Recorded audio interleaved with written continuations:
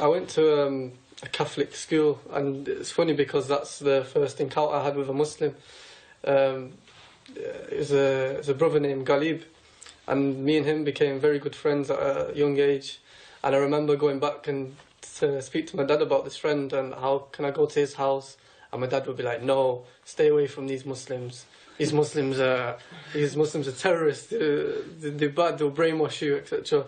So I kind of had to go to a different class then.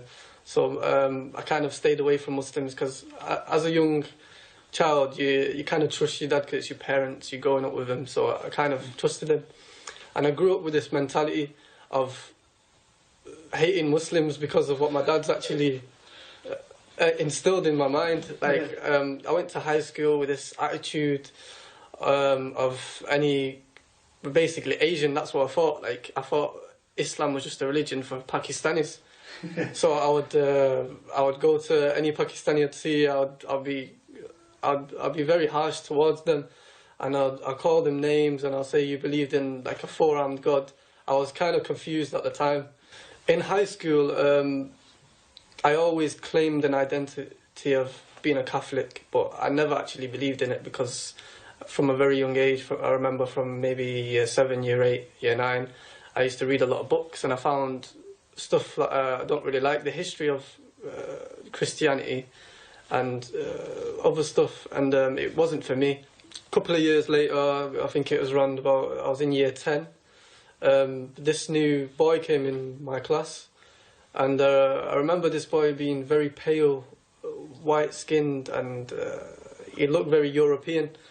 And anyway, I became friends with this new student because I just wanted to see who he was, where he was from, etc. And then the topic came up about religion, and he told me he was Muslim, and I was like, "What? You're Muslim?"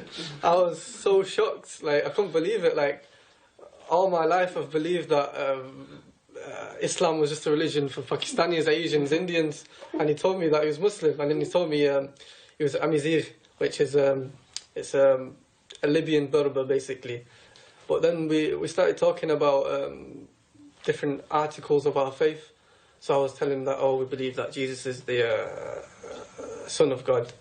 I never believed this. I never believed Jesus was the Son of God, but I always clinged onto it because of a cultural thing, and I'd always defend it.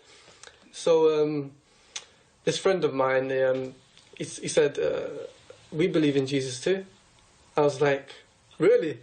You believe in Jesus? What? That's crazy. And I remember asking him questions about Jesus, and he's telling me that, oh, we call him Isa.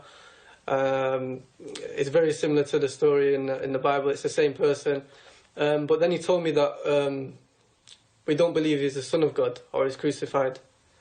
And even though I never believed this, I was very defensive about it. And I don't know until this day why I was very defensive about it. I got really angry towards this boy, and I used to be very harsh towards him. I regret it so much. I don't want to mention it anyway, but anyway, I felt really bad for this boy because every time I was harsh towards him, he would never go to the teacher, he would never be rude to me, he would never shout back, he would never do anything back to me. So I thought, okay, I'm gonna actually look into his religion, not because I was interested in it, but because I was more feeling sorry for him. So I asked for a couple of books on like the Day of Judgment, books on the life of the Prophet, sallallahu alaihi wasallam, may peace and blessings be upon him. And the thing is, I used to go to my mum's on the weekend at this time, and this is the time when I actually started reading this. I would leave it to the weekend because I was busy with other stuff and I was messing around, you know, kids when they're young. I would go to my mum's and then I'd read it, and then she would actually ask me questions about this, and she'd say, what's that you're reading? And I'll say, oh, this is some Muslim thing, or they believe that Jesus is not the Son of God, it's some silly stuff, I'm just looking at it. And my mum actually took a liking to it. She was actually very open-minded, and she was like could you tell me a bit more about this religion? And then she would start asking me questions. So the questions I didn't know, I had to go back to my friend in high school and ask him. So then it would kind of increase my knowledge on the fact. But every time I was reading and answering questions and gaining more knowledge, I still had a closed heart towards it. I was never accepting of it. Where to go now? So was your mum interested in it then? Yeah. Let me see where I can go from here.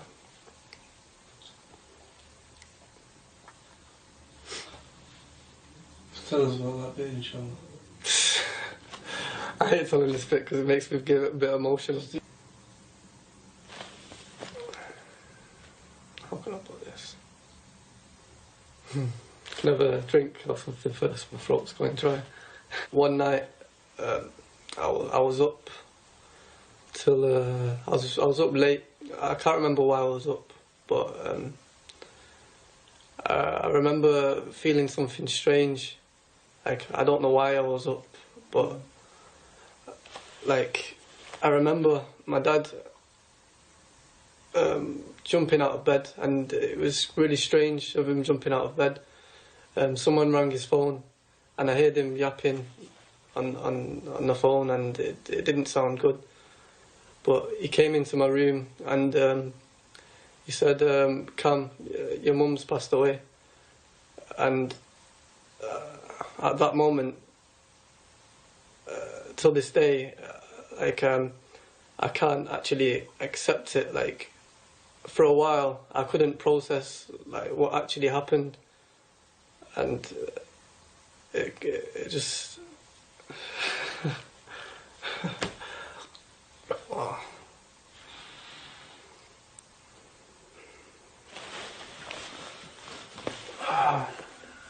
And I remember myself thinking that my mum, like, she never took Shahada, and I know, like, in her heart that she actually believed in this religion of Islam. Like, I could tell that she was accepting this, and it kind of got to me at that stage.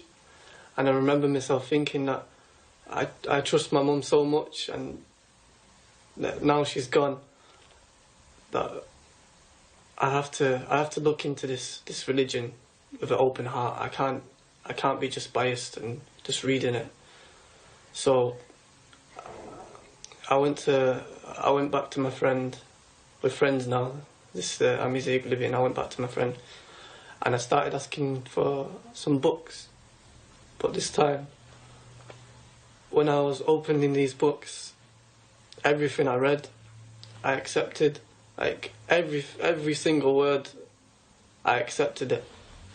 And it's strange because it took a calamity to actually change my way of thinking. But in ways, I thank Allah for this calamity He blessed me with, because I don't think without the death of my mother, I would have actually accepted Islam. After that, I went a bit off the rails. Because I went to college, and I split up from my friends. Like, the college I was at, there was not really any Muslims. It's mostly English, African based. All the Africans would be Christian, and I got into the wrong crowd basically, and I was doing all kinds of terrible things. But in my heart, I still had this belief in Allah. Allah is one. God is one. So my friends kept actually asking me when am I going to actually take my Shahada, and I kept putting it off. Like, I don't know what it was. It was something, I don't know if it was Shaitan, it was Satan, or I don't know what it was, but I kept putting it off, and I don't know why. But I kept reading, even though I was at a state, until I kind of remembered my mum again, and I remembered how she took a liking to Islam, and she could have actually become Muslim. So I told my friend that I'll become Muslim this Friday. I promise I'll become Muslim this Friday.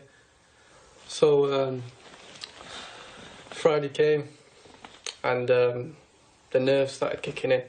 I was actually shaking in the classroom. I just remember switching my phone off because I didn't actually want my friends to call me to see where I was, because I knew they'd be calling me saying, meet us at this place, such and such a time. So I turned it on for a second and he said, we're coming to meet you at your college. So I kind of left college an hour early to get away from them. And I remember getting on the bus, and there's about 5 of them sat on the back of the bus. And I was just like, I'm not getting away from this. And it was like Allah was saying to me that day that you're not getting away from me this time. You're taking your Shahada today, and that's it, final. So that day, I actually took my Shahada on Jummah after the khutbah in a masjid in front of quite a lot of people. And I never looked back. Alhamdulillah, it's the best thing I've ever done. So if you're thinking about thinking, my fellow Americans. Go on, What are you thinking about? Barack Obama, my fellow Americans. Go on. No, I can't do it, man. So if you're thinking about becoming Muslim, then don't hesitate. Just do it.